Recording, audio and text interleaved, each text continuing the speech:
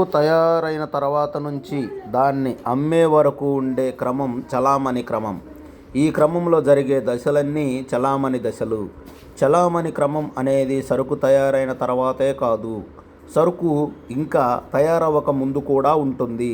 ఎలాగంటే ఒక సరుకుని ఉత్పత్తి చేసే పని ఇంకా ప్రారంభించక ముందు దానికి కావలసిన ముడి పదార్థాలు వగైరా ఉత్పత్తి సాధనాలన్నీ వేరే చోట్ల నుంచి కొని ఉత్పత్తి స్థలంలోనికి తేవాలి. ఇది మొదటి చలామణి దశ.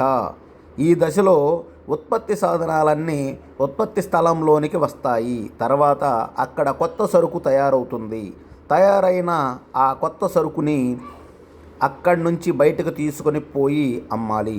తయారైన ఉన్న సరుకుని అమ్మే వరకు సాగేది రెండో చలామణి దశ. దీనితో మొత్తం కార్యక్రమం పూర్తవుతుంది. ఈ క్రమంగా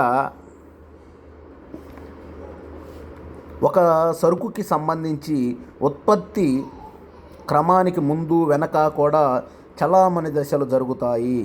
ఈ రెండు దశల్లోనూ కూడా కొన్ని ఖర్చులు అవుతాయి. ఉదాహరణకు తేలిగ్గా ఉండటం కోసం ఒక సరుకుకి సంబంధించి రెండవ చలామణి దశల్ని కలిపేసి చలామణి దశ అని, లేదా చలామణి క్రమం అని, లేదా సర్క్యులేషన్ పీరియడ్ అని ఒకే పేరుతో చెప్పుకోవచ్చు.